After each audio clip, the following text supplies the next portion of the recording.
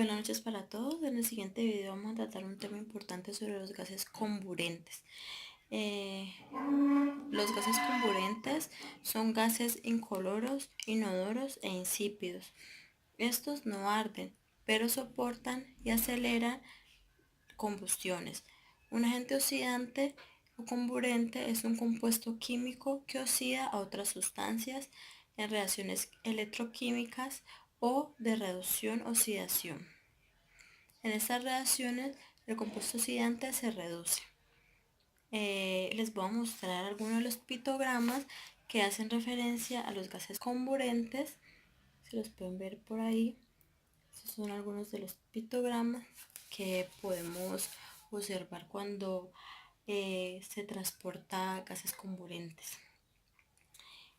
Para el almacenamiento de los comburentes se divide según el grupo de embalaje del 1 al 3, siendo el grupo 1 el de mayor riesgo y el grupo 3 de menor riesgo.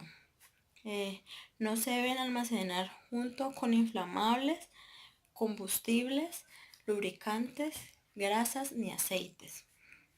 Los peróxidos de hidrógeno pertenecientes a los comburentes del grupo 1 y 2 deben de ser de material compatible y no se aceptan madera. Para los distanciamientos, en el grupo de embalaje 1 deberá tener un distanciamiento al muro medianero de acuerdo a la cantidad almacenada. Con 5 kilogramos serían 10 metros de distancia. Para el grupo de embalaje 2 deberán tener un distanciamiento de 15 metros al muro medianero o deslinde de la instalación. Y para el grupo de embalaje 3 deberán tener un distanciamiento de 7 metros al muro medianero o deslinde de la instalación. Encontramos que una de las incompatibilidades de los gases comburentes son los aceites, grasas, asfalto, resto de productos orgánicos, maderas y materiales combustibles e inflamables. Las medidas de seguridad para el transporte de gases comburentes deben estar protegidas de los rayos del sol, separadas de fuentes de calor y estar en áreas ventiladas.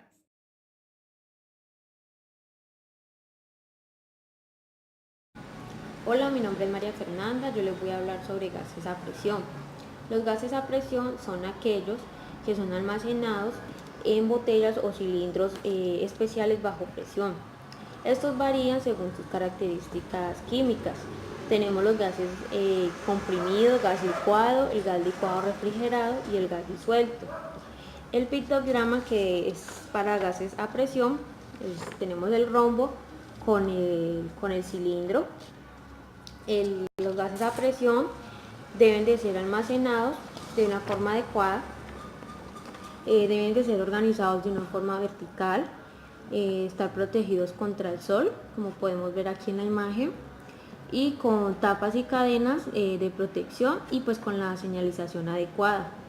También tenemos los rombos para la señalización de transporte.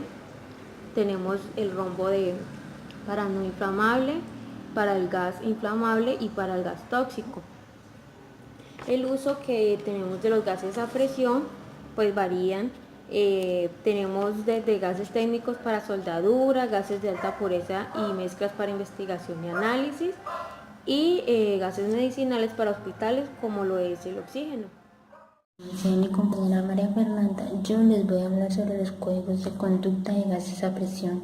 Se debe observar sobre los parámetros individuales, tales como la presión máxima y la cantidad descargable. Por ejemplo, los gases líquidos a presión.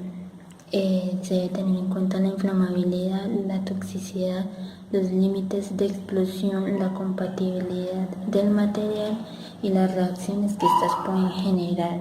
Para esto se debe preparar unas instrucciones de trabajo para que el trabajador no corra ningún riesgo. También se debe tener en cuenta que deben hacer un uso adecuado de los elementos de protección personal. Estos son guantes, calzado de seguridad y una máscara facial para que estos gases no le causen ningún efecto o no le hagan daño a la salud del trabajar a la hora de manipularlo.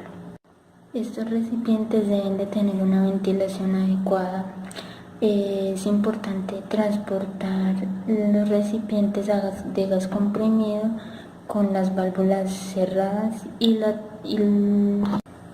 tulipa enroscada en su lugar. Les voy a mostrar cuál es la tulipa del recipiente del gas comprimido. Esa es la tulipa, esta parte, o la válvula del cilindro de gas que contiene gas comprimido. Esta es una rosquita y eso uno lo va girando hacia la parte derecha para que para que cierre y no transmita más gas después de estar conectada. Sigue las siguientes instrucciones: cerrar siempre las válvulas de los recipientes de gas comprimido, diferenciar los recipientes vacíos para evitar errores. Los recipientes que pueden ser contaminados por reflujo o impurezas de este gas deben ser etiquetados. Ese cilindro solo se debe suministrar a la zona operativa con las cantidades y los tipos de gases necesarios. También se deben asegurar los recipientes de gas comprimido. No pueden estar recostados contra otros cilindros, tienen que estar bien situados para que no se puedan caer. Se debe proteger los recipientes del calentamiento excesivo, por eso deben de estar en un área donde haya sombra. Antes de iniciar cualquier labor con los cilindros se deben mirar y revisar las conexiones a recipientes de gas comprimido y, lo más importante, mirar las etiquetas, que son las que nos indican los riesgos del producto, con el objetivo de aclarar qué tipo de gas y concentración de mezcla contiene este. Seguimos que para el manejo de recipientes de gas comprimido se aplican las siguientes restricciones. Solo las empresas autorizadas deben llenar los recipientes con los gases, que en este caso con gas comprimido.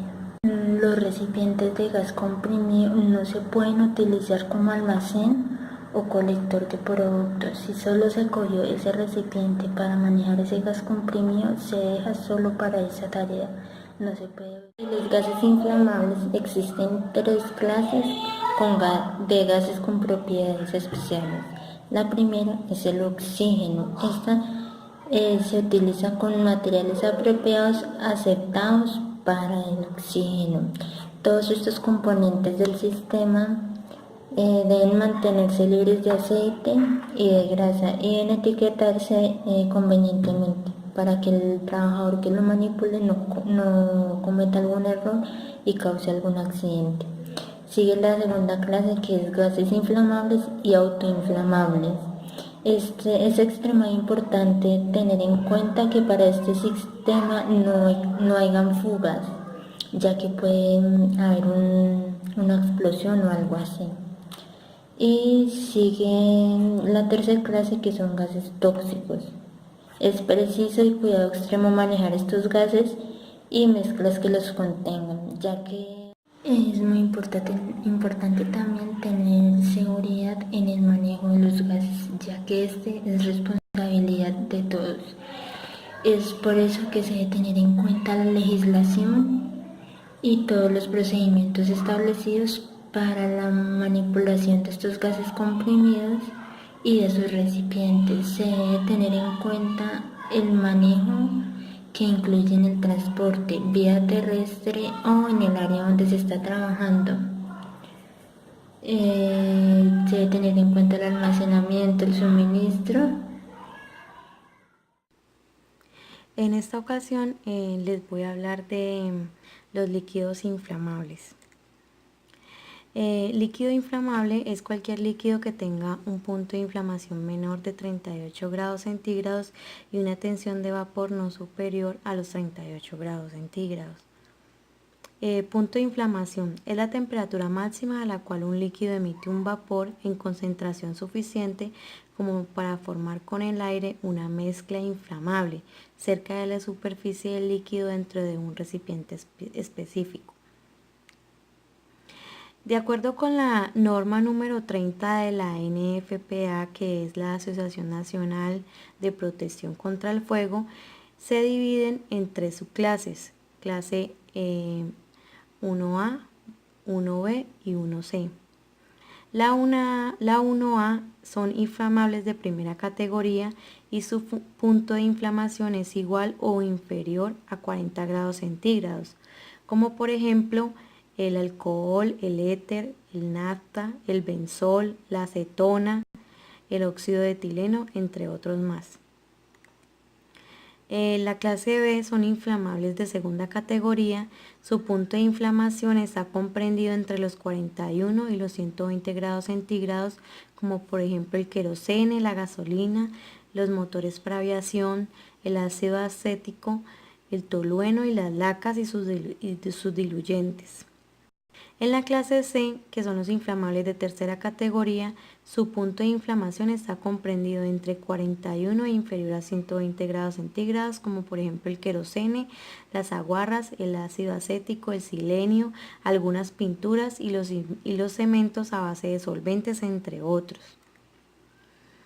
Para el almacenamiento debemos tener en cuenta que los líquidos inflamables obedecen a una clasificación de productos químicos que permiten establecer las condiciones especiales con las cuales deben manipularse. Como primero, es importante ubicar dentro de dicha clasificación a los materiales que se almacenen y segundo, cantidad de almacenar.